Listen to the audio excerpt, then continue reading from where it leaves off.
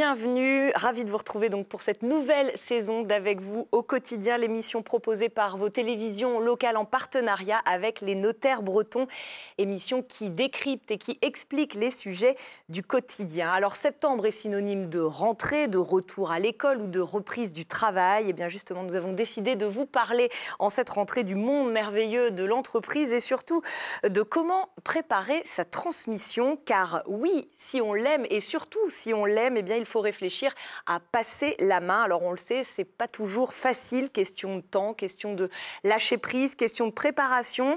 Alors on va se pencher plus particulièrement sur la transmission de l'entreprise dans la famille et ça tombe bien puisque nous avons avec nous sur ce plateau Mirouna Radou-Lefebvre. Bonjour. Bonjour. Vous êtes professeur en entrepreneuriat et titulaire de la chaire entrepreneuriat familial et société à Audencia, qui est l'école de commerce de Nantes. Et en face de vous, pour répondre également à nos questions, nous avons Emmanuel Rondeau. Bonjour. Bonjour Aurélie. Vous êtes notaire en Loire-Atlantique. Alors je vais commencer par quelques chiffres. Aujourd'hui en Bretagne, sur 100 000 entreprises, 34 000 sont concernées à court ou moyen terme par cette question de la transmission ou de la reprise. Sauf que d'après une étude de la CCI, 48% des dirigeants déclarent ne pas avoir réfléchi à sa transmission. Et parmi eux, un tiers des plus de 65 ans disent même qu'il est trop tôt pour y penser. Emmanuel Rondeau, est-ce que ces chiffres vous surprennent? Ça ne me surprend pas beaucoup, mais 65 ans, c'est pas trop tôt. Hein, et c'est même un chouïa un peu trop tard. Parce qu'effectivement, il faut réfléchir à la transmission, ça ne se fait pas au dernier moment. Hein, donc, surtout, si on a des enfants qui sont susceptibles de reprendre, eh bien, il faut pouvoir anticiper un petit peu les choses. Et puis, si c'est à quelqu'un d'autre, il faut pouvoir retrouver un repreneur. Ça peut être à l'extérieur, ça peut être des salariés. Donc non, il faut anticiper les choses. Et 65 ans, j'aurais tendance à dire, c'est un peu tard. Hein. Aujourd'hui, qu'est-ce qui freine finalement cette réflexion sur la transmission de votre constat? En fait, on s'aperçoit que les dirigeants d'entreprise, ils ont du mal à lâcher leur entreprise. Et donc, ils vont vraiment jusqu'au bout. Et donc, ils n'y réfléchissent pas. Ils font ça au dernier moment. Oui, voilà. Ils ont peut-être la tête dans le guidon aussi, on sait que ça prend du temps. Voilà, et puis il faut aller voir des professionnels pour le faire, donc on a autre chose à faire, il faut gérer l'aspect commercial, gérer l'aspect salarial, etc. Il y a plein de choses à penser, donc on ne prend pas le temps. Donc, d'où l'intérêt d'anticiper. On va bien sûr y revenir. Mirouna Radou-Lefebvre. Alors, ces freins, vous, c'est un point que vous avez scruté de manière très attentive dans une étude d'ampleur qui a été menée par la chaire à Audencia en 2019, une étude sur l'entrepreneuriat familial. Qu'est-ce qu'on peut rajouter comme frein? Donc, manque de temps, voilà, peut-être... Oui, il y a de multiples facteurs, notamment lorsqu'on parle d'entreprise familiale et lorsqu'on se situe au niveau du fondateur de l'entreprise. Nous, ce qu'on a constaté, c'est qu'il y a une identification très forte des entrepreneurs, de manière générale, par rapport à leur entreprise. Donc, il est très difficile de quitter cette entreprise-là, qui fait partie de soi, avec laquelle on s'est identifié tout au long de sa vie professionnelle, et de se dire qu'un jour, on ne va plus faire partie, en fait, de l'histoire de l'entreprise. Quand bien même, il s'agit, en fait, de la transmettre éventuellement à l'un de ses enfants. Oui, c'est la question du lâcher-prise, là. C'est exactement ça. Donc, dans l'étude dont on parlait à l'instant, il s'agit de l'Observatoire national de l'entrepreneuriat familial, que nous avons lancé donc, avec la chaire entrepreneuriat familial et société d'Audencia. On a constaté que les chiffres quant à l'intention de transmettre l'entreprise à un membre de la famille sont plutôt élevés. En tout cas, on peut la situer autour de 50%, un peu au-delà. Hein. Donc l'intention, elle est là. Mais que se passe-t-il au niveau de l'action et les chiffres français sont au fond très similaires par rapport aux chiffres internationaux. C'est-à-dire on constate qu'en réalité, très peu d'entreprises familiales ont aujourd'hui ce qu'on appelle un plan de transmission ou un plan de succession lorsqu'il s'agit de la transmettre au sein de la famille. C'est quoi le chiffre à peu près? C'est vraiment très peu. On est en dessous de 10%. Hein. Non. Et ce sont les mêmes chiffres à l'échelle internationale. Et plus on monte effectivement dans l'âge, plus on s'aperçoit qu'il y a aussi une forme de déni quelque part. Je suis en forme, je me porte bien, j'aime ma vie professionnelle et puis l'entreprise se porte bien. Pourquoi je devrais partir, et puis ça va se faire de toutes les façons. Donc oui, on est dans une situation qui est très inquiétante, et on ne peut pas se contenter de se dire, mais au fond, on est dans la même situation que les autres, c'est-à-dire une situation difficile où on ne pense pas à ce qui va se passer demain. Oui, alors ça c'est côté dirigeant, mais vous, Emmanuel Rondeau, vous constatez que aussi côté repreneur finalement, donc souvent les enfants ou des membres de la famille, il n'y a pas toujours non plus cette volonté de reprendre. Non, il n'y a pas toujours la volonté. D'abord parce qu'il peut y avoir aussi un autre problème qui est quand on a un père ou une mère dirigeante de société qui s'est fait un nom de famille, c'est difficile pour l'enfant derrière de se faire un prénom derrière. Hein, parce que c'est la boîte à papa ou la boîte à maman, d'accord. Et donc, il faut se faire un prénom derrière. Donc ça, c'est compliqué. Donc cette fameuse empreinte dont on parlait. Dont on parlait à l'instant. Oui. Et l'autre point, c'est qu'effectivement, les enfants, quand ils voient les parents partir de bonne heure au boulot le matin pour diriger la boîte à 7h30 du matin, revenir à 20h, 21h, 22h le soir, ils n'ont pas forcément envie d'avoir les mêmes horaires que leurs parents pour leur profession à venir. Et donc, ils ne sont pas toujours tentés de vouloir reprendre ou alors de vouloir reprendre différemment. Pas dans ces conditions-là. Ils veulent pouvoir se laisser du temps pour la famille, pour les activités sportives, pour je ne sais quoi. Mais effectivement, ils ne sont pas dans cette motivation-là de faire des heures et des heures et des heures au sein de l'entreprise. Ouais, on va reparler de ce plan de transmission parce que finalement, il a deux volets, côté dirigeant, côté repreneur ou successeur. Mais juste avant ça, je voudrais qu'on regarde ce petit clip qui a été préparé par la Chambre interrégionale des notaires. Pardon. Papa, t'as pas oublié un truc sur la 4 ? Bah, le pain. Il va pas arriver tout ça sur la table. Merci, mon cœur.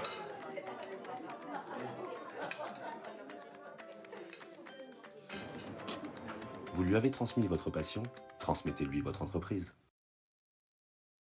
Voilà pour ce petit clip qui en dit long finalement. Emmanuel Rondeau, pour rebondir d'abord, est-ce que c'est plus avantageux, entre guillemets, financièrement ou fiscalement, de transmettre une entreprise à des membres de sa famille ? Oui, effectivement, il y a des dispositions qui ont été prises. Alors, on peut transmettre classiquement, dans le cas d'une donation, par exemple aux enfants, une entreprise, mais il y a aussi des dispositions qui ont été prises pour faciliter la transmission et surtout faciliter l'aspect fiscal de la transmission.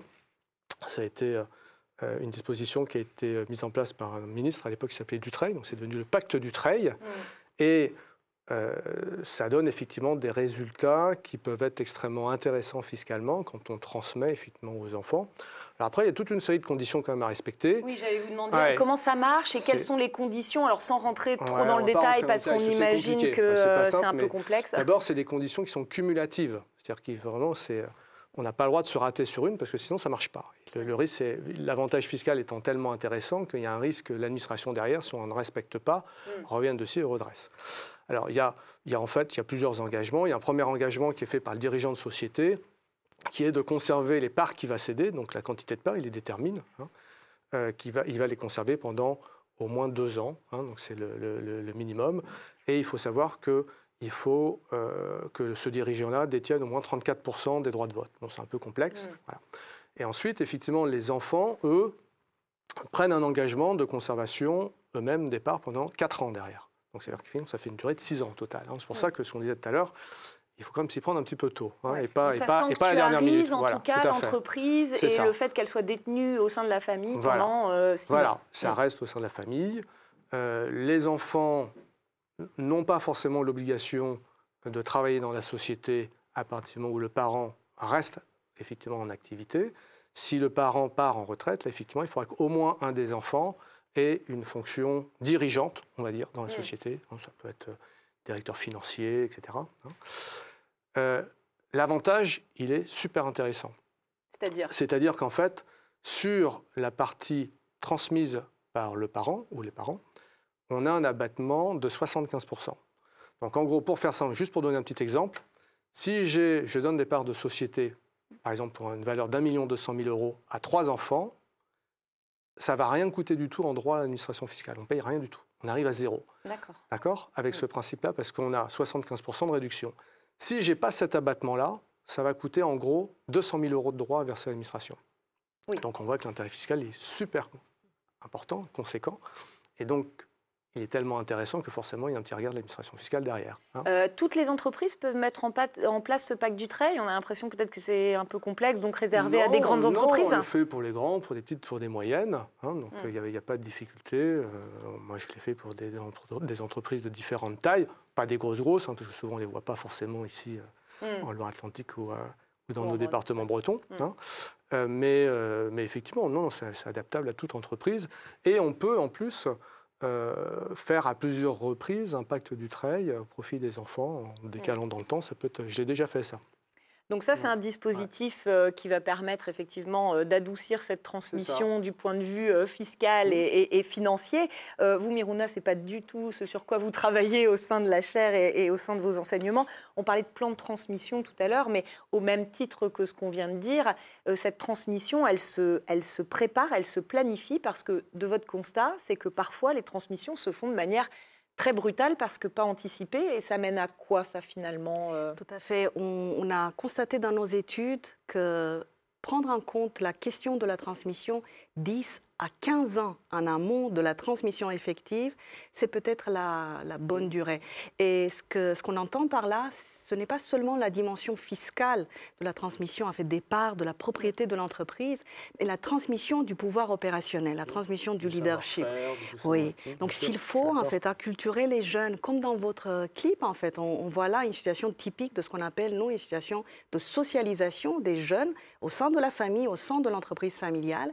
Donc dans ces situations-là, les jeunes apprennent ce que ça veut dire, une entreprise familiale, comment elle fonctionne, quelle est sa valeur aussi affective, émotionnelle, donc non seulement financière, et ils apprennent comment faire lorsqu'ils seront à la place de leur père, de leur mère. Donc il faut prendre en compte ce temps-là, il faut passer parfois par une éducation stratégique, se former donc au métier de l'entreprise, se former au secteur, travailler chez la concurrence, pourquoi pas.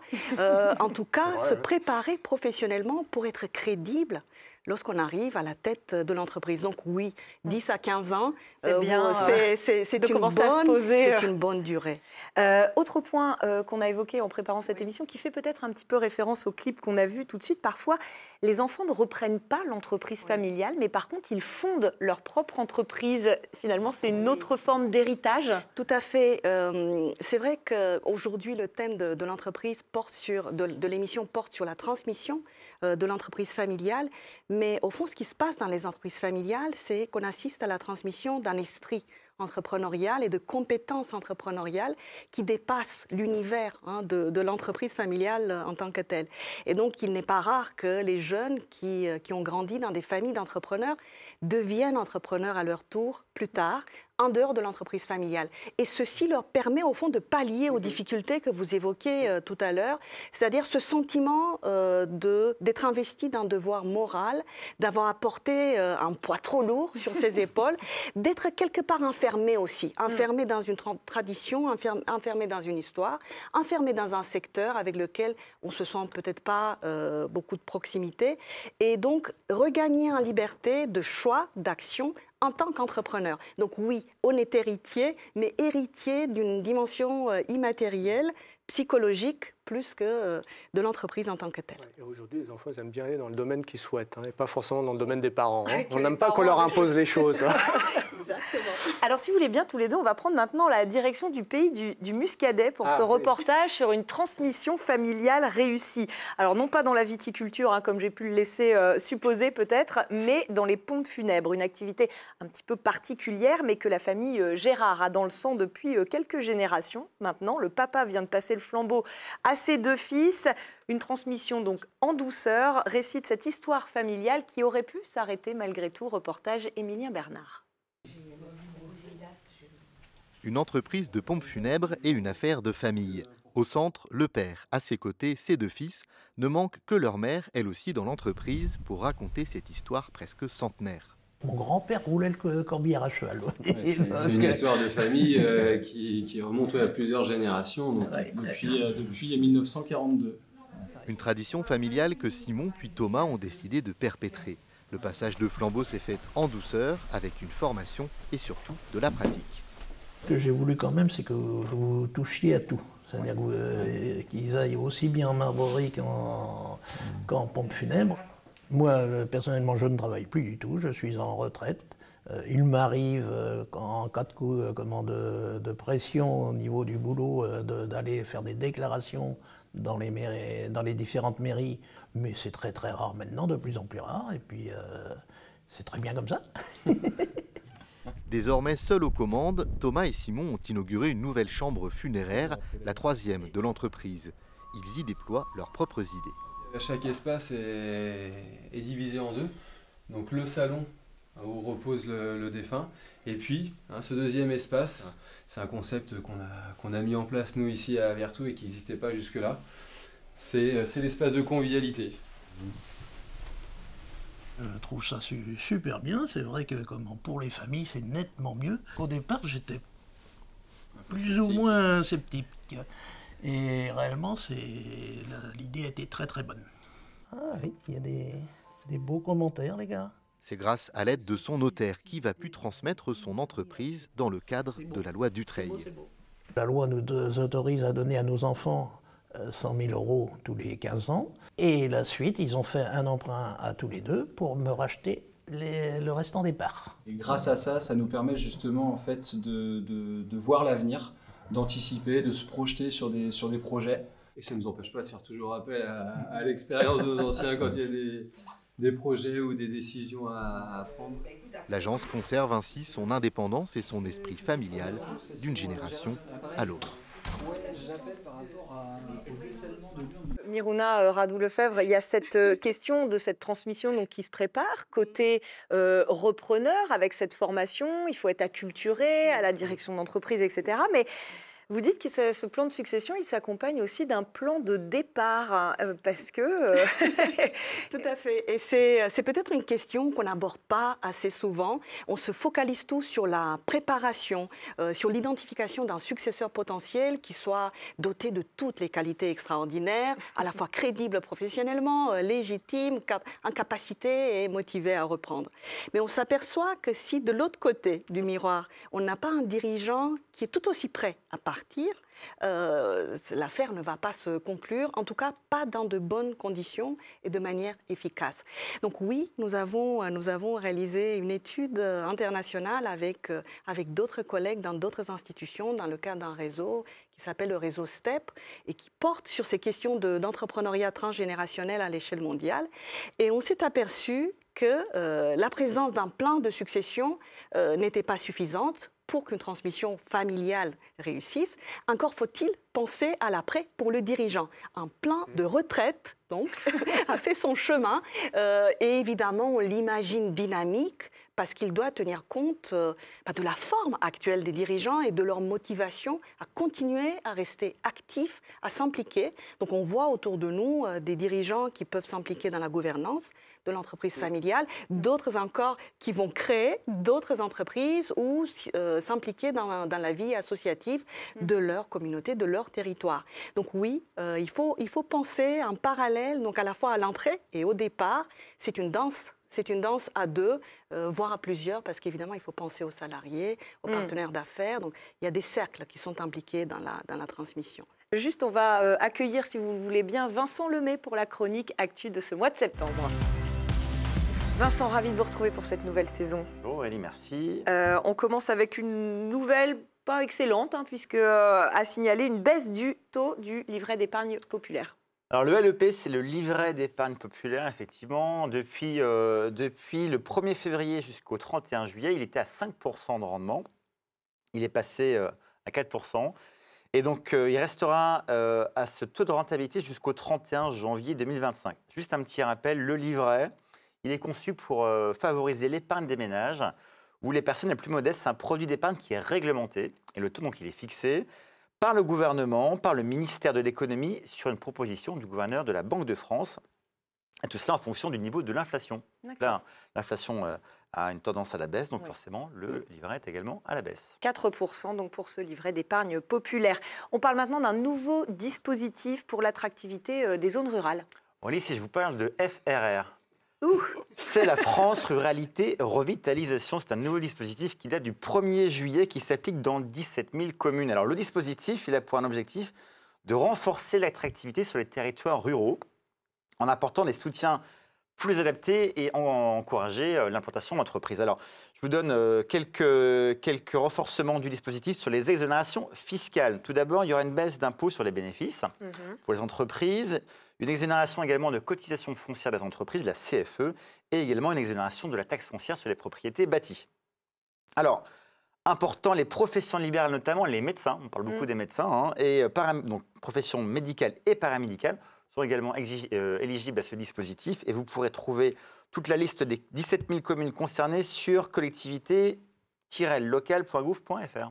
Merci Vincent. On fait un petit point sur les dates selon la situation en ce qui concerne la taxe foncière 2024. Donc on est en période effectivement de paiement d'impôts sur la taxe foncière. Vous avez dû les recevoir de façon dématérialisée ou par courrier pour ceux qui sont encore sur courrier. Vous avez une date limite jusqu'au 20 octobre à 2024, évidemment à minuit, pour payer en ligne votre taxe foncière, et 15 octobre lorsque c'est un petit montant qui est inférieur à 300 €.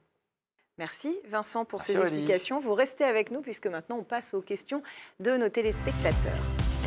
Alors la première, elle va être pour vous, Emmanuel, enfin en partie. Un téléspectateur nous demande, j'ai 65 ans, je suis chef de mon entreprise de menuiserie. Mon fils ne souhaite pas reprendre l'affaire. Vers qui puis-je me tourner pour trouver un repreneur? C'est vrai qu'on a beaucoup parlé de reprise au sein de la famille, mais effectivement, c'est pas une exclusivité. Ah non, on est d'accord. On disait tout à l'heure que d'ailleurs la reprise des enfants, c'était un pourcentage assez faible. Donc ça veut dire qu'à l'inverse, il y a pas mal de cessions. Vers qui on peut se tourner effectivement pour effectivement cette activité-là, on peut se retourner vers la chambre de commerce, on peut se retourner vers des agences spécialisées dans le domaine. Il peut y avoir éventuellement un salarié qui est intéressé pour reprendre, donc c'est la première chose d'ailleurs à poser. Donc déjà en parler peut-être au sein de son équipe. Ça peut être aussi ça peut être effectivement pour avoir des confrères au sein de la profession qui ont eux-mêmes des enfants ou qui ont des salariés qui pourraient être intéressés. Donc effectivement, il faut que les choses se sachent. Et puis dans le principe, on finit bien par trouver. Il n'y a pas de raison. Deuxième question. Mon entreprise est en difficulté. Je souhaite arrêter mon activité. Est-ce que je peux donner mon entreprise à mes salariés ? Alors, en principe, quand je suis en difficulté, ça devient un peu plus complexe. C'est-à-dire que normalement, on met l'entreprise, soit on est en état de cessation de paiement, et donc on met l'entreprise en redressement judiciaire.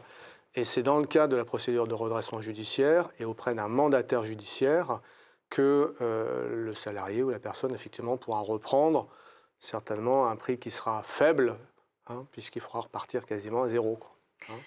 Merci pour ce conseil. On a une dernière question très rapide peut-être pour vous, Vincent. Au moment de ma retraite, je souhaite céder ma boulangerie à mon fils qui travaille avec moi. Comment m'assurer que mes autres enfants ne soient pas lésés ? Alors toute la question ici, c'est une question de transfert de son patrimoine et de savoir si la boulangerie, ça concerne l'exclusivité et l'intégralité du patrimoine ou pas. C'est-à-dire que vous avez un principe en France, on ne peut pas déshériter ses enfants. Donc, alors on peut avantager plus certains que d'autres, mais dans certaines limites légales, qu'on appelle la réserve héréditaire. Je ne rentre pas dans le détail. Ce qu'il faut s'assurer, c'est de vérifier qu'on ne dépasse pas ses quotités maximales et qu'on garde une certaine équité entre les enfants. Donc, qu'on ait une vraie valorisation également du transfert de son fonds de commerce ou de son fonds artisanal à ses enfants. Donc l'idéal, c'est de tout valoriser, d'aller voir des pros, idéalement les notaires ou les conseillers en gestion de patrimoine pour vous aiguiller sur ces choix.